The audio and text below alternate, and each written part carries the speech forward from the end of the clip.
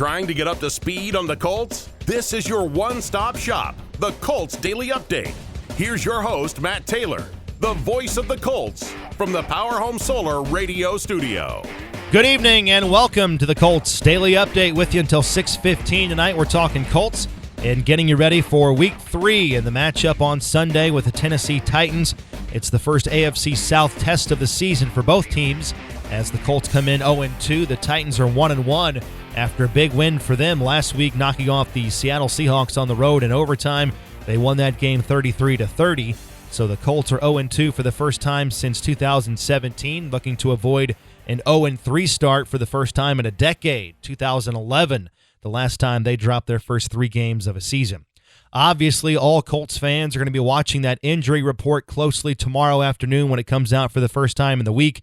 Carson Wentz's availability for Sunday's game is up in the air, and that's because he suffered sprains to both ankles during the loss to the Rams on Sunday. He sprained his left ankle early in the game, then continued to play, but then sprained his right ankle in the fourth quarter while scrambling on a third down with about 7 minutes to go. He was taken down by Aaron Donald, and then his ankle got twisted while being tackled.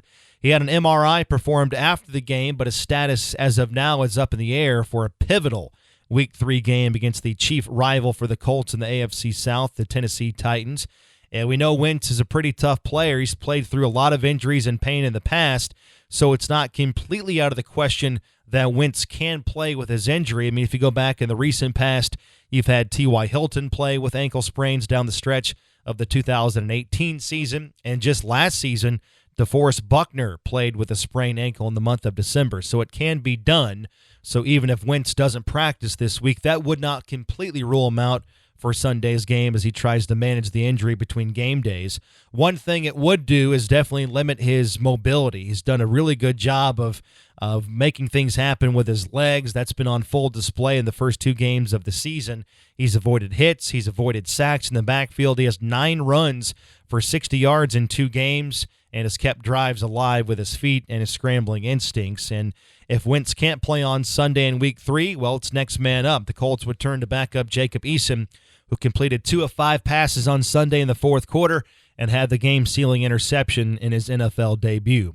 Elsewhere, on the injury front, the Colts don't have an update as of now on right tackle Braden Smith, who missed last Sunday's game with a foot, and also no update on wide receiver Paris Campbell, who missed his 24th career NFL game with an ab on Sunday against the Rams. Also, linebacker and special teams player Jordan Glasgow entered the NFL's concussion protocol after the game, and hopefully we'll get an update on him and his availability tomorrow, again, when the injury report comes out on Wednesday. So it's a big test coming up this weekend for the Colts, who hit the road for the first time.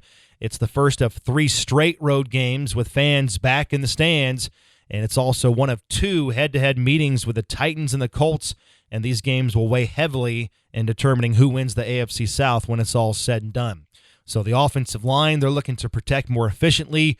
The defense is trying to limit the big plays after giving up 27.5 points per game through 2 games. And the Colts are averaging under 4 yards per carry so far on offense in the running game. And the Colts only have 3 red zone touchdowns in 8 trips on the season. So bottom line, across the board, the Colts can get better, and they're going to need to in order to win in Week 3 down in Tennessee. We'll talk more about that when we come back with Frank Reich from last night's Colts Roundtable Live radio show. He'll dive into all of those things when we come back. This is the Colts Daily Update here on 93.5 and 107.5 The Fan. Welcome back to the Colts Daily Update. A look at the Colts with Matt Taylor from the Power Home Solar radio studio. Back for a few more minutes here on the Colts Daily Update. Colts had the day off today, but they're back to work tomorrow, practicing and getting ready for Tennessee. And on Monday nights in the regular season, we talk with Frank Reich about the latest matchup and look ahead to the following week's opponents on the Colts Roundtable Live radio show that we have for you every Monday night at 6 here on 93.5 and 107.5 The Fan. We also take fan questions, so if you missed that from last night, here's a sample for you now as Frank begins with Carson Wentz's toughness and threshold for pain, and if that factors into his availability for Sunday's game if he's close to playing with those 2 ankle sprains. There's no doubt. I mean, you know, this isn't my first year coaching Carson, and I've seen his toughness, you know, firsthand many times. That's one thing I don't question. You know, he's got a very high threshold of pain. and knowing the importance of this game and, the importance that he is to our team. And, just feel like we're in some ways, we've had 2 games here and we're getting better offensively and getting better as a team. And I know, deep down, if there's any way he can play, he's going to play. All right. It's always next man up if Carson Wentz can't play. If that is indeed the case with Jacob Eason having to play quarterback, what is your level of confidence in him if he has to step up? Jacob's been working hard, and, I think Jacob had a really solid preseason. So we got confidence in him. And, we got confidence in all the guys in this roster. So, he got thrown into a really hard situation, in the game yesterday. But, he's got a good team around him. And Jacob has a big-time arm, and I really am encouraged by so many things in his growth. So if he gets called upon, I'm confident he'll be ready. Yeah, with Jacob in mind, where did you see him grow the most in training camp and in those 3 preseason games? Yeah, just in 2 ways, Matt. One in the passing game, just seeing the confidence to make some of the throws downfield that he made. And then secondly, just a lot of the pre-snap decisions and even post-snap decisions as far as recognizing defenses and fronts and coverages and, making appropriate checks when he needs to or a read in a coverage. So, that's something at this level that you need to be able to do very well, and you could definitely see his progression there. That's Frank Reich. This is Colts Roundtable live tonight here on the home of the Colts, 93.5 and 107.5 The Fan. Up front, Eric Fisher made his Colts debut but did not play the entire game, Coach. How did you think he graded out in his first game with the Colts coming off that Achilles injury? He graded out really well, Matt. I'm not surprised. I mean, but it was sure nice to see. I thought he played well. You could definitely feel his presence out there. And he and Quentin on that left side make quite a duo. And just to follow up to that, would he, in theory, be closer to playing a full game next week, assuming he came out of this game relatively healthy? Yes. Yeah. I mean, that would be a reasonable expectation. Now, whether that is a full game or 3/4 of a game, he played 47 plays in this last game. We'll just, we'll see how he responds here the next 2 days after the game.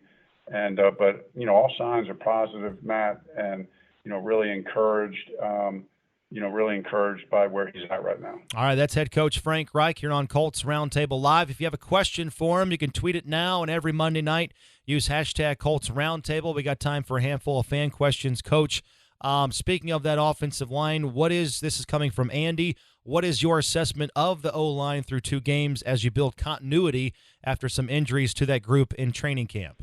Yeah, I mean, I think the O-line has been solid. Certainly we can get better, but we all can get better. There have been really, we've played 2 really good defenses, and I think they've played solid against both. There's been some pass protection issues at time, but not all of it that, everybody thinks is on the O-line is really on the O-line. So when you evaluate it as a unit, those 5 guys together, I think it got better from week 1 to week 2. And I would anticipate we'll continue to grow and get better the more continuity we get, as you mentioned. Okay, let's go to Mark. How did Michael Pittman get open so often in his big game, and is he our best option in the passing game right now? Yeah, I mean, Pitt had a really nice game. He's an explosive guy, tough guy. So, yeah, I mean, he's a guy we're looking to get the ball to. Carson did a good job on, a couple of those deep balls getting it to him. He ran a couple really nice routes. So we'll continue. I'm sure that connection will continue to evolve, and Pitt's definitely a guy who we're trying to get the ball to. All right, this is from James. He's asking, do teams from the NFC West play unique schemes compared to what we see from teams from the AFC South? Ryan Kelly mentioned something after the game that the Seahawks and the Rams do some unique things on defense. Yeah, I think that's just on a case. That is true, and what Ryan's saying. But I think it's just kind of a case-by-case deal. It all depends where that coordinator, kind of what pedigree he, where he's come from in his coaching tree. And, that's really not limited to a division or a conference. That's just more, kind of personal path, not something of where a guy has been. All right, lastly, Coach, the Titans are up next. They're 1-1 after that dramatic come-from-behind win over the Seahawks on Sunday. They won 33-30, and the usual suspects played pretty well. Ryan Tannehill, Derrick Henry ran for 182 yards. Julio Jones had a 100-yard receiving game. So what stands out to you about the Titans this year on tape as you hit the road for the first time on Sunday? Yeah, no, those three guys you just talked about on offense, I mean, they're three powerhouses. And, Derrick Henry is just an incredible, one of the better players in the league. And Julio Jones has been one of the best receivers in the league for a long time. And Tannehill's been very productive. But, on defense, I think it's another really good defense. Their defense up front is, defensive line up front, I think, is really solid and really good players. So, and in the secondary. So it'll be a good challenge for us, going on the road for the first time this year. So looking forward to that opportunity. That's Frank Reich, and that was from last night's Colts Roundtable Live radio show, and that full show also featuring Rick Venturi and Joe Reitz. That's up now on a podcast, Colts.com, the Colts mobile app, and anywhere else you download your podcasts. We'll have more on the Colts tomorrow, and of course the health of the quarterback Carson Wentz on Wednesday's Colts Daily Update. Until then, have a great night. This is the home of the Colts. I'm Matt Taylor on 93.5 and 107.5 The Fan. Good night.